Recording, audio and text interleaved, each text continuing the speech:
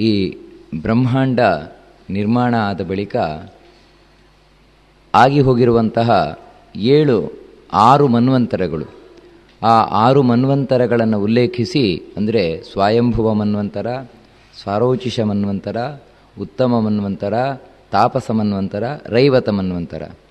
ಆ ತಾಪಸ ಮನ್ವಂತರದಲ್ಲಿ ಗಜೇಂದ್ರನನ್ನು ಭಗವಂತ ಯಾವ ರೀತಿ ರಕ್ಷಣೆ ಮಾಡಿದ ಆ ಕಥೆಯನ್ನು ತಿಳಿಸಿದರು. ಆ ನಂತರ ಚಾಕ್ಷುಷ ಮನ್ವಂತರ, ಅಂದರೆ ಈಗ ನಾವು ಯಾವ ಮನ್ವಂತರದಲ್ಲಿದ್ದೇವೆ ಅದರ ಹಿಂದಿನ ಮನ್ವಂತರ ಚಾಕ್ಷುಷ ಮನ್ವಂತರ. ಅಲ್ಲಿ ನಡೆದಂತಹ ಕಥೆ ಸಮುದ್ರ ಮಥನದ ಕಥೆ. ಆ ಸಮುದ್ರ ಮಥನದ ಕಥೆಯನ್ನು ವಿಸ್ತಾರವಾಗಿ ತಿಳಿಸಿದರು. ಅಲ್ಲಿಯೇ ಒಂದು ಪ್ರಶ್ನೆ ಬಂದದ್ದು, ಬಲಿಯನ್ನು ವಾಮನ ಯಾಕೋಸ್ಕರ ಹೋಗಿ ಬೇಡಿದ ಅಂತ. ಅದಕ್ಕೆ ಈ ಮನ್ವಂತರದಲ್ಲೇ ನಡೆದ ಘಟನೆ ಅದು, ವಾಸ್ತವಿಕವಾಗಿ ವಾಮನ ಚರಿತ್ರೆ, ಅದನ್ನು ತಿಳಿಸಿಕೊಂಡು ಹೋದರು. ಈಗ ಕಡೆಯಲ್ಲಿ 8ನೇ ಸ್ಕಂದದ ಕಡೆಯಲ್ಲಿ ಮತ್ಸ್ಯಾವತಾರದ ಕಥೆಯನ್ನು ನನಗೆ ಹೇಳಬೇಕು ಅಂತ ಪರೀಕ್ಷಿತ ಪ್ರಾರ್ಥನೆಯನ್ನು ಮಾಡಿಕೊಳ್ತಾನೆ.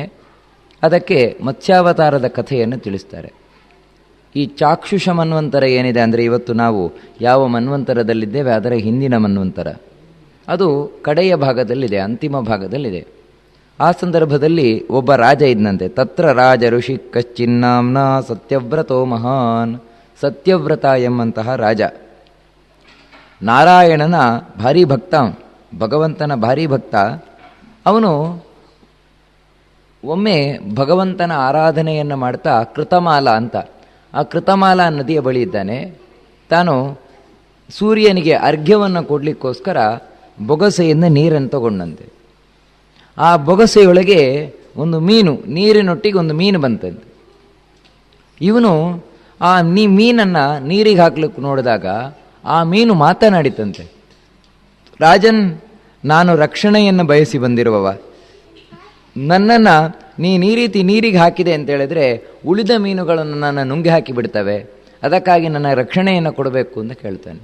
ಆ ಮೀನು ಕೇಳಿತು. ಇವನಿಗೆ ಅಯ್ಯೋ ಪಾಪ ಅಂತ ಕಾಣಿಸ್ತು. ಆ ಮೀನನ್ನು ತನ್ನ ಕಮಂಡಲುವಿನ ಒಳಗೆ ಹಾಕ್ಕೊಂಡ, ತಾನು ಅರ್ಘ್ಯವನ್ನು ಕೊಟ್ಟ. ಅಲ್ಲಿಂದ ಹೊರಡಬೇಕು ಅಂತ ಹೇಳಬೇಕಾದ್ರೆ ಮೀನು ದೊಡ್ಡದಾಗಿ ಬೆಳೆದಿತ್ತು. ಆ ಮೀನು ಹೇಳಿತು, ರಾಜನ್, ನನಗೆ ಈ ಕಮಂಡಲುವಿನೊಳಗೆ ಜಾಗ ಸಾಕಾಗ್ತಾ ಇಲ್ಲ, ಅದರಿಂದಾಗಿ ಬೇರೆ ವ್ಯವಸ್ಥೆ ಮಾಡು ಅಂತ. ಆ ಸತ್ಯವ್ರತ ಆ ಮೀನಿಗೆ ಒಂದು ದೊಡ್ಡ ಈ ಕೊಳಗವನ್ನು ತಂದು ಕೊಳಗದೊಳಗೆ ನೀರು ಹಾಕಿ ಮೀನನ್ನು ಬಿಟ್ಟ. ಆ ಮೀನು ಕ್ಷಣಕಾಲದಲ್ಲಿ ಅಲ್ಲಿಯೂ ದೊಡ್ಡದಾಗಿ ಬೆಳೀತು. ಬೆಳೆದು ಹೇಳಿತು, ರಾಜನ್, ನನಗೆ ಇದು ಕೂಡ ಸಾಕಾಗ್ತಾ ಇಲ್ಲ, ಬೇರೆಯದ್ದೊಂದು ವ್ಯವಸ್ಥೆ ಮಾಡು ಅಂತ. ರಾಜ ದೊಡ್ಡ ತೊಟ್ಟಿಯ ವ್ಯವಸ್ಥೆಯನ್ನು ಮಾಡಿ ಅಲ್ಲಿ ಆ ಮೀನು ಬಿಟ್ಟ. ಅಲ್ಲಿಯೂ ಬೆಳೆದು ನಿಲ್ತು. ಅದು ಸಾಕಾಗ್ತಾ ಇಲ್ಲ ಅಂತ ಹೇಳಿತು. ಸರೋವರದಲ್ಲಿ ಬಿಟ್ಟ, ಸರೋವರದಲ್ಲೂ ದೊಡ್ಡದಾಯಿತು. ನಂತರ ಸರೋವರದಿಂದ ನದಿಗೆ ಬಿಟ್ಟ, ನದಿಯಲ್ಲೂ ದೊಡ್ಡದಾಗಿ ಬೆಳೀತು. ಕಡೆಗೆ ಆ ರಾಜ ಆ ಮೀನನ್ನು ತಗೊಂಡೋಗಿ ಮತ್ತೆ ಸಮುದ್ರಕ್ಕೆ ಹಾಕಿದ.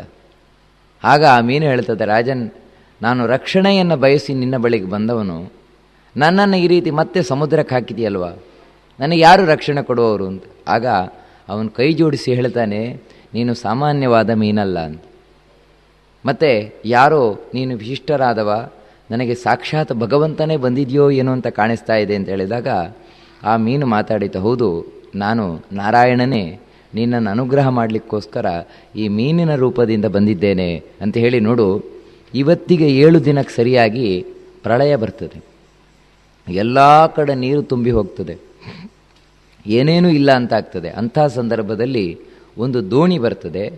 ಆ ದೋಣಿಯಲ್ಲಿ ನೀನು ಎಲ್ಲ ಬೀಜಗಳನ್ನು ಇಟ್ಟುಕೋ, ಅಂದರೆ ಮುಂದಿನ ಸೃಷ್ಟಿಗೆ ಬೇಕಾಗಿರುವಂತಹ ಎಲ್ಲ ಬೀಜಗಳನ್ನು ಇಟ್ಟುಕೋ. ಆಗ ಋಷಿಗಳು ಬರ್ತಾರೆ. ಆ ಋಷಿಗಳನ್ನು ಆ ದೋಣಿಯಲ್ಲಿ ಏರಿಸು. ನಾನು ಇದೇ ಮತ್ಸ್ಯನಾಗಿ ಬರ್ತೇನೆ. ನನಗೆ ಒಂದು ಕೋಡಿದೆ.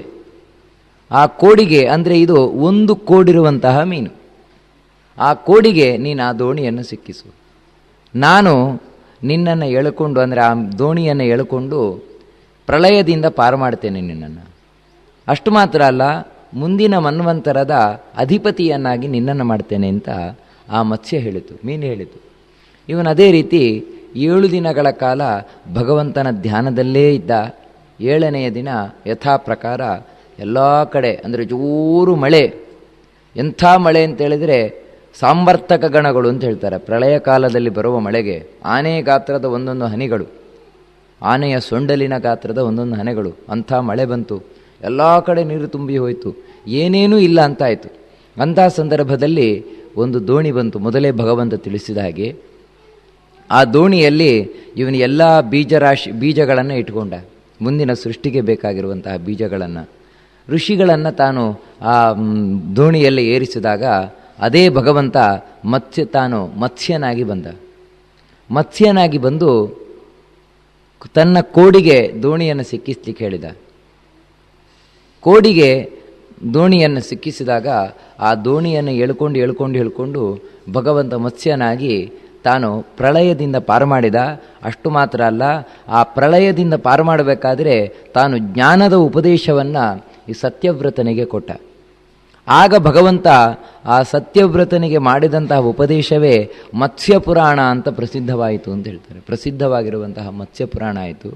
ಮುಂದೆ ಆ ಸತ್ಯವ್ರತ ಆಗ ಭಗವಂತನನ್ನು ಬಹಳ ಚೆನ್ನಾಗಿ ಪ್ರಾರ್ಥನೆಯನ್ನು ಮಾಡ್ತಾನೆ. ಹೇ ಭಗವಂತ, ನೀನೇ ಪ್ರತಿಯೊಬ್ಬ ವ್ಯಕ್ತಿಗೂ ಕೂಡ ಗುರುವಾಗಿರುವವ, ತಂದೆಯಾಗಿರುವವ, ಆಪ್ತ ಬಂಧುವಾಗಿರುವವ, ಪ್ರತಿಯೊಂದು ನೀನೇ ಅಂತ.